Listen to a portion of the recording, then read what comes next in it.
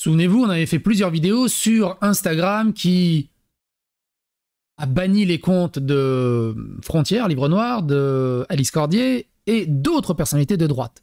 En mode, comme ça, sans prévenir, en mode, oh, ça enfreint les règles. Lesquelles? T'as enfreint les règles, c'est bon. Il y a aussi autre chose qui se passe en France, et il me semble qu'Alice Cordier l'a vécu également, et d'autres, c'est carrément les banques. Les banques, s'ils estiment que vous êtes un influenceur d'ultra-droite, ferment votre compte en banque. Et du coup, tu peux même plus avoir de compte en banque, tu peux même plus avoir de propriété, ni rien. On en est là. Et il y a une discussion qui est très sympa entre Julien Rochdy et Bench and Cigar. Je sais plus si c'est Bench ou Cigar qui a immigré au Texas et l'autre qui est resté en France. Mais là, c'est celui qui est parti au Texas, qui explique pourquoi il est parti au Texas. Et c'est très intéressant. Et Daniel Conversano rentre dans le tas en mode vous allez voir, c'est intéressant.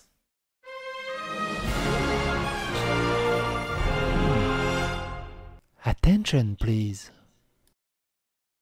Alors, 30 secondes sur le sponsor de cette vidéo. Cette vidéo est sponsorisée par Psychodélique. N'hésitez pas à aller regarder les premières vidéos autour de la liberté d'expression, notamment de ce qui a touché l'ARCOM, la liberté d'expression, Reporters sans frontières, jusqu'au moment où on est arrivé au bannissement de livres noirs sur Instagram et des comptes de droite, et également le combat d'Elon Musk pour la liberté d'expression. On en arrive à ici. Quoi qu'il en soit, un grand merci pour votre soutien. Soutenez la psychosphère, soutenez Psychodélique pendant qu'il est encore temps, pendant qu'il est encore possible. Je n'existe que grâce et par votre truchement. C'est le moment ou jamais. C'est gratuit.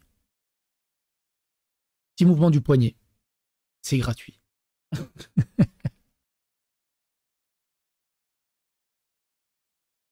Quelqu'un dit, Clarisse Soleil dit, j'ai reçu hier soir un mail particulièrement déplaisant, sans explication ni avertissement. Bourso-Banque a décidé de clôturer mon compte en banque. On se demande bien pourquoi. Que des banques décident de clôturer comme ça sans aucune raison, juste, c'est complètement hallucinant. C'est complètement hallucinant. Nous informons que nous avons plus de, nous vous informons que nous n'avons plus convenance à maintenir notre relation commerciale. Conformément aux conditions générales qui régissent notre relation, nous procédons à la clôture de votre compte dans un délai de 60 jours. Les militants qui subissent de telles pressions sont plus nombreux que vous ne le pensez, et rien ne vous en protège. Créez donc une banque patriote, et c'est eux qui finiront par fermer. C'est compliqué de faire une banque, à mine de rien. C'est compliqué. Et donc, de l'autre côté, on a ça, qui est très intéressant. Il y a un compte qui s'appelle le compte suspendu, qui dit « Quand Conversano ou autres vous demandent d'assumer vos idées à visage découvert, ils omettent de vous parler des conséquences qui vous obligeront à quitter le pays. Et ils en parlent, et on parle de gens qui ne sont même pas radicaux. » Tout le monde dit. Écoutez ça, c'est très intéressant. Alors attends, je recadre mieux.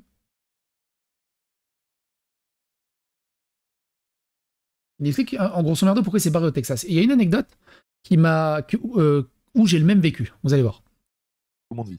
Ensuite, il y a le côté que moi j'ai vécu en tant qu'influenceur, en tant que du mec qui ouvre sa gueule, on va dire, c'est le harcèlement de l'État, parce que j'ai vécu un véritable harcèlement, que ce soit médiatique, parce que bon, c'est comme toi, hein, je veux dire, mais j'ai des dizaines d'articles sur moi qui sont diffamatoires, que ce soit entre guillemets les gens, c'est-à-dire que mon adresse a été leakée sur Internet, mon numéro de téléphone. Alors moi j'ai toujours pas compris. Hein. Pour moi, Bench et Cigar, c'est un mec qui faisait les repas du Seigneur où il mangeait des grosses entrecôtes et il discutait. C'est à peu près tout. J'ai jamais compris l'acharnement politique sur sa gueule, en fait. Enfin, il donnait 2-3 idées un peu à gauche à droite. J'ai jamais vraiment compris l'acharnement hyper violent sur sa gueule. Des photos de mes proches, voilà, j'ai été beaucoup menacé, j'ai été menacé d'être mis sur une liste de djihadistes, c'est des choses dont j'ai pas forcément parlé, mais voilà, j'ai dû être en contact avec des mecs de la DGSI qui ont dû chercher, voir s'ils trouvaient mon nom sur des groupes Telegram et tout, c'est des vraies choses que j'ai vécues, donc il y a quand même ça, hein, je veux dire, c'est pas non plus pour tout le monde. Les banques, donc ça a été, pour ceux qui connaissent pas, il y avait A+ qui a fait un reportage là-dessus, mais en gros, impossibilité d'avoir un compte en banque en France, impossibilité d'avoir un prêt en France, ils ont même fait couler certaines de mes sociétés, je suis encore en procès avec une banque qui retient le capital d'une de mes sociétés sans dire un mot depuis des mois, on va arriver à 6 mois, plus de 6 mois, bientôt, non mais plus, qu'est-ce que je dis, ouais, on va bientôt arriver à 1 an que les capitales sont bloqués dans une banque, voilà, et qu'on attend que le parquet se mobilise, donc enfin vraiment, est-ce que vous imaginez pouvoir vivre en France et vous dire, bon, à partir de maintenant, je n'aurai plus jamais de société, je ne serai jamais propriétaire, parce que c'est ça, c'est-à-dire je ne serai jamais propriétaire sur la terre de mes ancêtres. Et puis voilà, donc ça voulait dire pour moi, c'est-à-dire avec ce paradigme bancaire, rester en France, ça voulait dire reprendre un boulot au SMIC peut-être, et encore si j'arrive à en trouver un, et puis de jamais être propriétaire de rien, même pas d'une voiture, quoi. Donc, compliqué quand même. Il y a eu tout ça, donc ça fait déjà beaucoup, je trouve que ça fait déjà beaucoup. Et puis il y avait la peur, j'avais vraiment peur de faire un truc de fou. Moi j'avais beaucoup la peur du 6 du mat. Alors je sais pourquoi, bon, qu'est-ce que ça veut dire le 6 du Elle est incroyable cette anecdote, écoutez-la. mat, c'est quand les policiers viennent le matin à 6h, qui cassent ta porte et qui viennent te chercher. Voilà. On sait que chez nous ça arrive, c'est régulièrement pour des conneries. C'est-à-dire que t'as une plainte de merde d'un journaliste, un truc de machin, et tu te fais arrêter par la police pour des histoires à la con, des procès et tout. On l'a vu d'ailleurs hein, dans l'affaire de Crépol, des gens de 40 ans, 50 ans se sont fait arrêter et juger à de la prison ferme pour des tweets parce qu'ils s'étaient indignés dans l'affaire de Crépol. Et par contre, les coupables de Crépol, tranquille pour l'instant. Le problème, c'est qu'avec toutes ces menaces, avec cette atmosphère très anxiogène de la France et tout, moi, ce que j'avais peur qui arrive à 6h du matin, c'est pas des policiers, tu vois. Et je vais te donner un exemple. Je vivais, tu vois la maison, la dernière maison que j'ai eue, t'es venu, bon, tu vois, ma chambre elle était à l'étage et tout, j'avais des alarmes partout et tout, et puis un jour, à 4h du matin, il y a une alarme qui s'est déclenchée, et tu sais, ça fait tut, et hop, ça sonne. À 4h du matin, au deuxième tut, avant que ça sonne, j'avais pris mon fusil à pompe et j'étais en haut de l'escalier à viser la porte, tu vois. Et si ça avait été des policiers, qu'est-ce qui se serait passé? J'aurais tué des policiers en fait, parce que c'est ça qui se serait passé. Parce que tu peux être 6h du matin, tu sais pas, toi t'es en plein milieu de la nuit et tout, tu vas pas attendre de voir, attends c'est qui et tout, ah non ça va c'est des policiers. Et moi ça me traumatisait, je me dis comment vivre avec ça après. Déjà bon je serais peut-être mort, hein, tout simplement parce qu'ils m'auraient tué, mais même si tu meurs pas, t'as tué des pauvres policiers qui sont venus, tu vois. Enfin dans quel monde tu vis pour dire tous les jours comme ça. Donc là ça c'était vraiment une de mes hantises. Et puis même dans la rue, j'en pouvais plus parce que ce sentiment, tu ne peux pas vivre libre en France. C'est-à-dire c'est triste, mais je ne crois pas qu'aujourd'hui légalement en tout cas, tu puisses vivre libre en France. Et en fait là, ça commençait à trop me peser de restreindre ma liberté. J'avais vraiment l'impression de me soumettre et je commençais à le vivre de moins en moins bien. Je commençais à développer beaucoup de haine et ça c'est un sentiment très négatif. Je commençais à avoir vraiment être haineux et je me... Quand t'es dans une boucle de haine comme ça, c'est très très dangereux. Tu sais, mais un peu comme les woke, hein. Ils sont dans une boucle de haine et le moindre petit truc se transforme en micro-agression. Et ils pensent que la terre entière leur en veut pour le moindre petit truc en fait. Je me trouvais plus en adéquation avec ma foi et tout parce que je me trouvais vraiment trop plein de haine et d'aigreur et j'en pouvais plus, j'avais l'impression d'être de vivre en cage et j'arrivais plus à me soumettre à des petites choses du quotidien, tu sais, qui sont des petits signes de soumission du quotidien, voilà, les radars, les masques, j'en sais rien moi, tu sais, tous les trucs de la République, les impôts, les machins. Enfin, si tu n'arrives pas à te soumettre au radar, il y a un problème. Toutes ces marques de soumission à l'État, et puis même les mecs dans la... Mais le radar, on est d'accord, hein, c'est de la connerie. Hein. Et le radar, tu vas te payer ton amende de plusieurs centaines d'euros parce que tu as dépassé de 5 km à l'heure. Et t'as l'autre Ignouf qui est dans une voiture mal immatriculée qui va passer à 200 à l'heure, qui a une racaille, qui trafique, qui deal et qui est jamais inquiété par la justice. On est d'accord. Que les radars, c'est de la merde. La rue, c'est qui te toise, ou tu vois, les choses comme ça. J'arrivais plus. Et puis, un jour, je suis revenu du Texas. Voilà, et ça, je l'ai vécu un truc un peu similaire. Je ne sais pas aller aussi loin que lui, mais écoutez-le, je vais vous raconter mon anecdote après. J'étais parti 2 mois au Texas pour essayer de changer d'idée, tout ça, faire des vlogs et tout. Je suis revenu, et dans l'aéroport, j'ai eu une grosse embrouille à cause d'un taxi clandestin, tu sais. Ils sont insupportables. Les faux taxis qui viennent dans l'aéroport. J'étais avec ma femme, et puis il nous a mal parlé, parce que je lui ai dit que j'avais pas besoin de lui, il m'a mal parlé. Et en fait, moi, voilà, déjà, j'étais... Tu vois, j'arrivais plus à laisser passer ce genre de choses. C'est-à-dire qu'au moment où il m'a mal parlé, je lui ai dit ferme ta gueule, directement. Alors que j'aurais rien dit, c'était fini.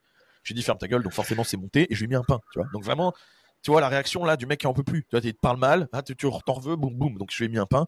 Et qu'est-ce qui s'est passé? Il est revenu avec une dizaine de Uber, enfin de faux Uber, etc. Pour m'attendre. Et c'est des mecs de la douane qui passaient, parce que j'étais au truc de location de voiture, pour occuper une voiture de location. Des mecs de la douane qui passaient, qui m'ont reconnu en mode ah on fait une photo et tout. Je leur ai dit bah ouais mais tu vois les 10 mecs qui attendent dehors là, c'est pour moi. Et du coup ils se sont fait venir de la PAF et tout, qui m'ont fait partir comme ça. Et je me suis dit bon là je sors de l'avion, j'ai rien sur moi et tout. Je vais être vraiment honnête, hein. Qu'est-ce qui se serait passé si j'avais vécu la même situation en ayant mon arme sur moi? Est-ce que je serais pas sorti parce que en me disant tant pis, tu vois, sorti à 1 contre 10 et puis tu flingues un mec et puis c'est terminé en fait, tu tues quelqu'un, ce qui est horrible, et en plus de ça tu finis ta vie en prison, surtout pour un mec comme nous, tu vois, et voilà, ta vie elle est gâchée, t'as tué une personne, t'as une famille endeuillée, toi tu vas en prison, donc t'as 2 familles mortes et tout, et là je me suis dit c'est bon, en fait il faut plus que je revienne, tu vois, parce que je venais de revenir, j'étais encore dans l'aéroport. Et en fait, là, je me suis dit, tout ça, là, tout ce mélange de ça, qui peut vivre avec ça? Bonjour, c'est quoi le chat kick et KO où je suis ban? Non, t'es pas ban, t'es là, je te vois là. Non, t'es pas ban. Je te vois sur kick, non, il est peut-être KO. Un truc qui est intéressant en fait dans cette anecdote, c'est que j'ai vécu un truc similaire. J'étais en Écosse ou en Serbie, je sais plus. J'étais en Écosse ou en Serbie, on revenait en avion. On revenait en avion, passer des super vacances au milieu de gens bien éduqués et tout le bazar. Premier jour à l'aéroport, tu descends de l'avion, tu sors dans l'aéroport, je vais vers la zone des taxis pour aller prendre un taxi. Et là, t'as tous les faux taxis et les faux Uber qui t'harcèlent juste avant que tu passes vers le... T'as un énorme tunnel qui va vers les vrais taxis. Et eux, ils sont juste avant le tunnel. Ah, taxi, taxi et tout. Moi, je lui dis, non, désolé, j'ai pas envie de... Les trucs au black et les arnaqueurs, ça m'intéresse pas. Je vais prendre un vrai taxi. Ouais, moi, un taxi, vrai taxi, moi, pas arnaquer toi, moi, tout. Non, c'est bon, t'es pas un vrai taxi. Si t'étais un vrai taxi, tu serais en train d'attendre à la station des vrais taxis. T'es un arnaqueur, au black, donc dégage. Ouais, toi, raciste, toi, foutage de gueule, je vais te péter ta gueule. Et putain, ça y est, je suis revenu en France, la vache. J'ai fait 10 minutes sur le sol français avant de tomber sur de la déchéance de racailles de merde. C'est hallucinant. Et ce que je comprends pas, je comprends pas. J'ai pété un câble, je comprends pas. Comment les policiers, les gardes, la sécurité de l'aéroport les laissent? Comment ils les laissent? Ils savent qu'ils sont là. Ils savent forcément qu'ils sont là. Comment ils les laissent faire? Pourquoi ils les laissent faire? Ils arnaquent les touristes, ils insultent tout le monde, ils manquent de respect à tout le monde. Ils sont violents. Je comprendrai jamais. Je comprendrai jamais. Je dis bien, tu leur dis juste, non, ça m'intéresse pas, je vais prendre un vrai taxi. Ouais, toi raciste, moi vrai taxi. T'es pas un vrai taxi, sinon tu serais là-bas, arrête tes conneries au bout d'un moment. Et tu les envoies chier, et direct, hein, t'es raciste, je vais te péter la gueule et tout. Ça te donne envie d'aller dans ton taxi. Hein. Ça donne trop envie d'aller dans ton taxi. Ces mecs-là, c'est des déchéances de l'humanité. Et je comprends pas qu'on les laisse. Parce que s'il y a rien de plus contre-productif pour que n'importe quel touriste qui vienne fasse l'amalgame, putain, mais ils sont tous comme ça en fait ici. Nettoyez-les, faut les nettoyer au bout d'un moment. Tu veux que les gens aient une bonne image de telle ou telle population, de telle ou telle nationalité, commencez par nettoyer vos propres nationalités au bout d'un moment. Et vos propres origines. C'est un truc de fou. C'est un truc de fou. Dès que t'arrives dans une gare, dès que t'arrives, ou tu sors à Ikea, pareil, oh, besoin de camionnette. Non, c'est bon.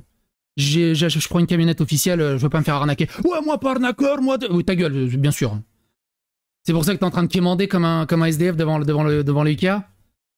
Tu vas me dire que t'as une société officielle? Ouais, c'est ça. Du coup, c'est arrivé à... On m'a raconté, quelqu'un qui travaille à Ikea, une nana qui achète une cuisine, qui veut pas payer les 50 balles pour se faire livrer à la maison, qui prend pour 30 balles une cuisine de plusieurs milliers d'euros, qui prend pour 30 balles ces mecs au black dehors, et elle a attendu toute la journée, et qui revient en fin d'après-midi à Ikea péter un scandale pourquoi sa cuisine n'a jamais été livrée et qu'elle demande à être remboursée. Bah, Ikea lui dit, mais madame, enfin, nous on y est pour rien, enfin, on vous rembourserait. Arrêtez de donner du fric à ces gens-là. C'est de dingue. C'est un truc de dingue. Je crois qu'il y a autre chose, que moi je comprends tout ce que tu dis parce que tu sais que j'ai ces problèmes bancaires également. Bien sûr, je sais. Et c'est pareil, tu vois, moi, alors à plus petite échelle, mais moi je vais de moins en moins à Paris. J'y vais quasiment plus d'ailleurs aujourd'hui. Parce que là, les 2 dernières fois où je suis allé, j'ai eu 2 embrouilles. Et en fait, ça me fatigue, tu vois. En vieillissant, ça me fatigue. Quand j'étais gamin, j'aimais ça à la limite. Mais en vieillissant, justement, t'as envie de... Quand on voit les deux ensemble, ça se voit que Julien ne fait pas d'effort sur sa barbe. Alors non, les gens qui ont la barbe ultra taillée, beau gosse et tout, en mode je te mets des petites concombres la nuit pour pas avoir... Les métrosexuels, c'est pas possible. Soit t'es un homme, soit t'es pas un homme. T'as envie d'aller un petit peu plus tranquille. Ça peut aller loin et tu t'as trop à perdre. C'est ça, et en fait, à chaque fois, je disais ça à ma femme la dernière fois, je dis, tu vois, là, ça s'est bien passé, mais je le mets, je le tue. Qu'est-ce qui se passe? Puis en plus, tu fais une clé numérique assez facilement, quoi. C'est pas comme si c'était des... Donc, et après, c'est toi qui finis en tôle et qui te fait emmerder toute ta vie, et tu t'as gâché ton existence parce que toi, t'es en permanence. Ou alors, tout simplement, regarde, le gars qui a voulu jouer le chevalier, là, sur l'accident, où le conducteur a voulu s'enfuir, l'agent municipal qui s'est pris 2 balles et qui est mort, il a voulu jouer le chevalier. En mode, non, non, tu pars pas, tu restes là pour l'accident pour faire le constat, bim, bim. Et tout ce qu'on restera, c'est, ah, c'est un accident de travail, et de toute façon, c'était une balle perdue, selon le maire. Non, ça me dit rien, ça... quel pub. Non, s'emmerder par des connards. Ah, quel pub vide. Oh, la vache. Oh, j'ai un retour de nostalgie à la ratatouille sur ton pseudo. Ça va, ça fait longtemps. C'est assez... Mais en fait, tu sais, moi, j'aime pas trop parler de ça. Tu sais pourquoi? Je le ferai un jour, peut-être plus en racontant un petit peu tout en détail, parce que mon objectif, ça a toujours été de créer des vocations. Tu sais qu'il y ait de plus en plus de gens qui montent leur gueule, parce que si on était plus nombreux aussi, du coup, ce serait mieux, tu vois. Donc, plus de mecs qui montent leur visage, qui parlent sous leur vrai nom, qui affichent et affirment leurs idées. Et donc, je m'étais toujours dit, bon, bah, il faut pas trop s'apesantir sur les emmerdes que ça peut faut pas leur dire, ils le découvriront eux-mêmes. Hein, voilà, parce que sinon, les mecs vont pas avoir envie de le faire. Mais les gens se rendent pas compte de toutes les emmerdes que ça... Surtout quand t'as été l'un des premiers, et où t'es très connu, donc t'es très en avant, que t'es parmi les plus connus des influenceurs de droite, ils se rendent pas compte de toutes les emmerdes que cela peut occurer. Surtout que... Et c'est vrai que tu regardes toutes les emmerdes qu'a eu Papacito, tu sais même pas trop pourquoi il a eu autant d'emmerdes ou ce genre de choses, c'est assez hallucinant. Et sur le tas, il y a Daniel Conversano qui fait bla bla bla bla bla. La prise de risque est inhérente au rôle du militant, alors on ne devrait jamais s'exposer de peur qu'un de nos comptes en banque soit fermé.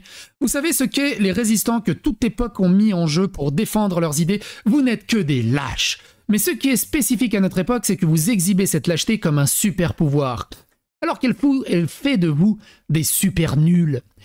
Ces donneurs de leçons anonymes agressifs envers ceux qui mouillent le maillot sont fiers de n'être que des trolls, surtout pas des militants, au point d'en faire un way of life. Notez qu'ils affichent souvent des avatars révélateurs de leur ego, des portraits spectaculaires qui ne reflètent en rien leur véritable caractère, Mussolini, Hitler, ou encore une statue grecque dans un style synthwave. C'est trop précis pour que ça soit un random. Hein. Je me demande de qui il parle. C'est trop précis, je me demande de qui il parle. Si quelqu'un a une idée, je suis preneur. Une statue grecque dans le style synthwave décalé et chic. Je méprise ces branleurs et c'est le mépris que j'ai envers eux qu'ils ressentent et qui finit toujours par transformer en ennemi. Dire que c'est toi qui m'as donné envie de jouer à Trial. Ah oui, ça date, je me souviens de ton pseudo. Bref, qu'est-ce que vous en pensez de la prise de position de Daniel Conversano? Qu'est-ce que vous en pensez de la prise de position de Julien Roger et de Bench and Cigar? Qu'est-ce que vous en pensez de la prise de position de Psychodélique? Qu'est-ce que vous en pensez de la prise de position? Et du coup, n'empêche, on va terminer là-dessus. Daniel Conversano, il y a un truc que j'aime bien là dans ce qu'il dit. C'est que effectivement, c'est un peu relou des gens qui se disent de gauche ou de droite, mais qui sont derrière des comptes anonymes. C'est casse-couille. C'est casse-couille. Ouais, mais c'est pas KB, parce que KB, il est pas anonyme. Donc il peut pas parler de KB. Il parle des gens qui sont anonymes et qui se cachent derrière des avatars. Il est pas anonyme, KB, on sait que c'est lui. Là, il parle d'anonyme. Tu sais, du genre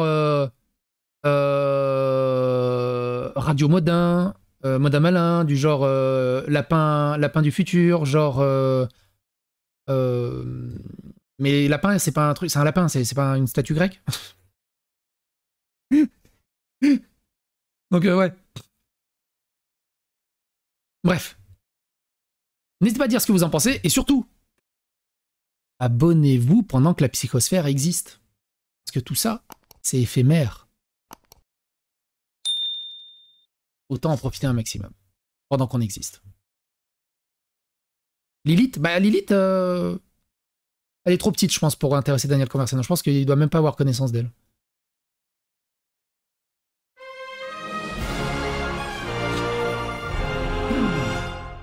Attention, please. Il parle de Papacito, mais Papacito, il est pas anonyme.